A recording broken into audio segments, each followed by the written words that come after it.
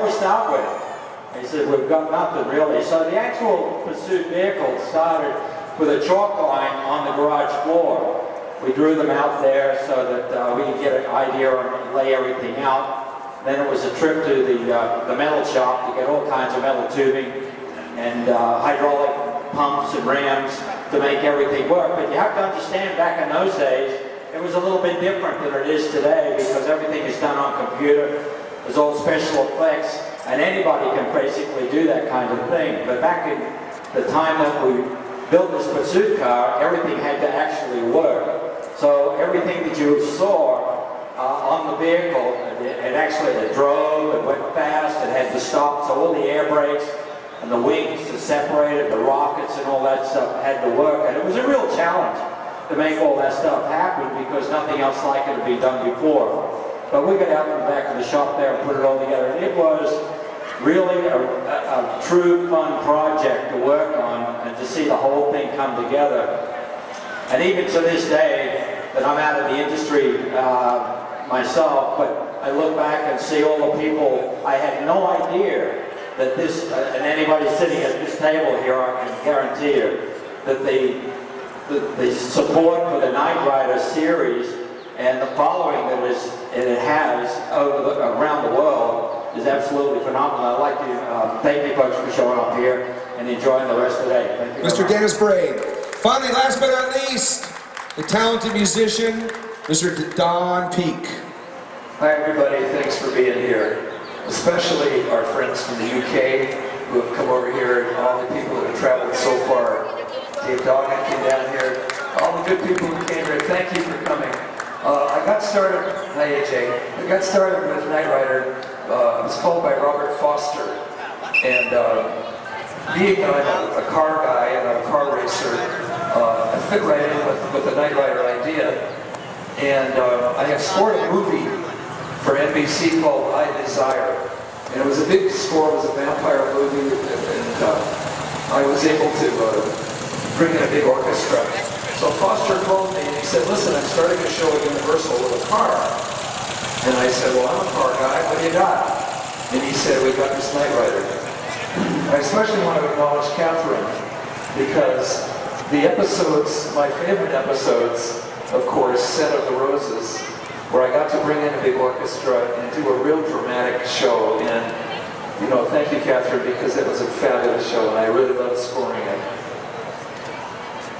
Yes, we had a real orchestra and a screen. And by the way, I got to write music and conduct at Universal Studios in a studio that doesn't exist anymore. Stage 10 is not there anymore. But we had big orchestras and we did it live. We did it to mono or stereo. There was no multi-tracking, there was no overdubbing. This was the real deal. And if anybody wants to buy my CDs, they're right down there.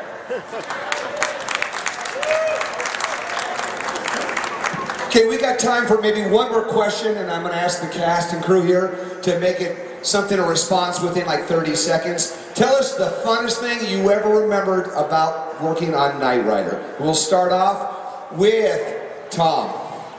You can talk about the Lone Ranger too, if you like.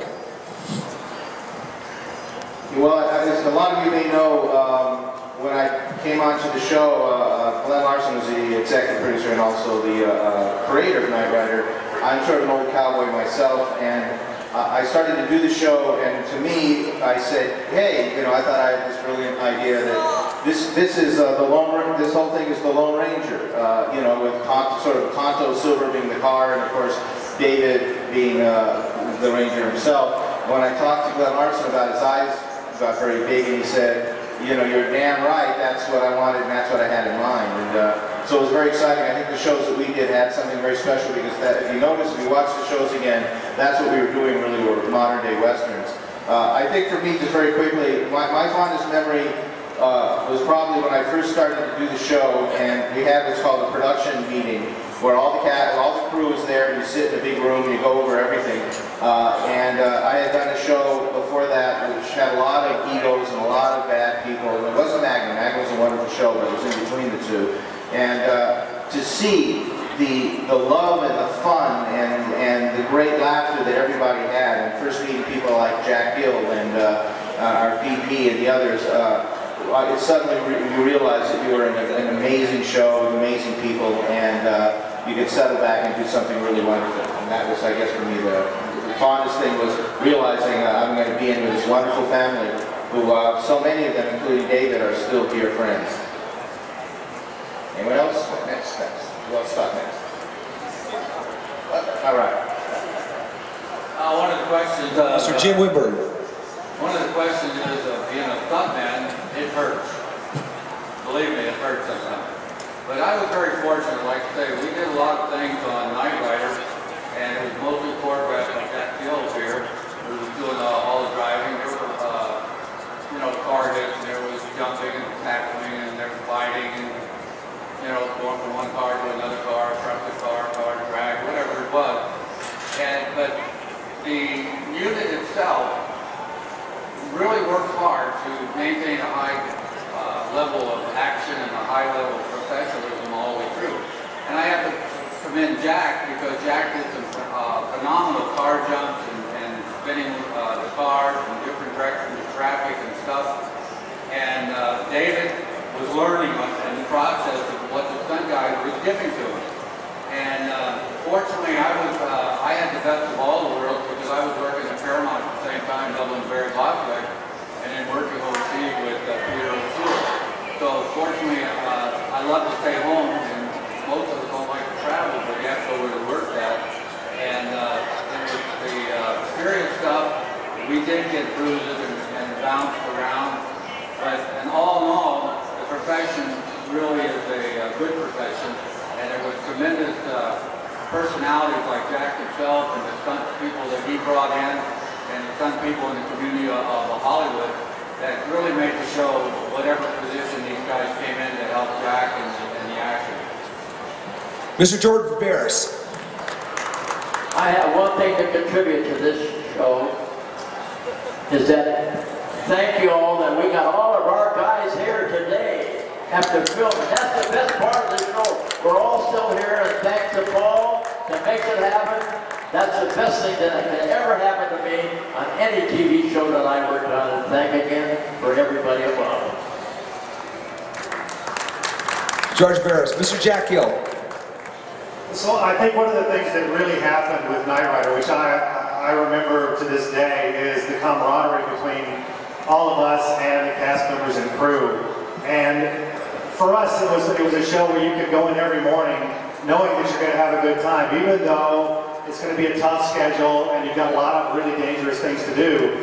I do remember one episode, it was a 2-hour episode, we came here to Vegas to shoot, and they put us up at Caesars, and all of our Knight Rider cars were parked in the underground parking garage at Caesars.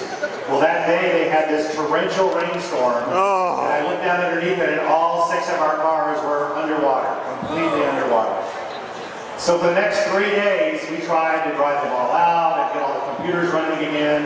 We had to shut down for almost 4 days to get everything running again, but the next time I knew, we were out on the dry lake bed, and they said, we're going to stick a burrow and this guy that looks like a gold miner out with him, and we're going to stake the burrow down. We want you to take the Knight Rider car back about 2 miles and come by him as fast as you possibly can. And I said, well, this Knight Rider car I'm in will do about 145. And they said, great, that's what we want. You come by him at 145 as close as you can.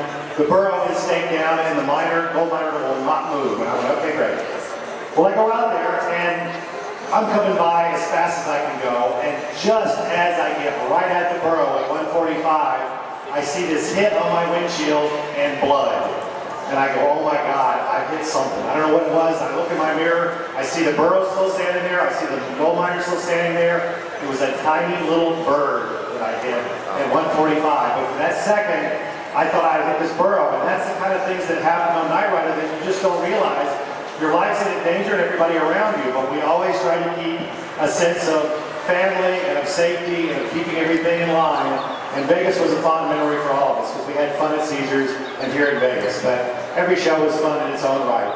Thanks a lot. Jack, before you go,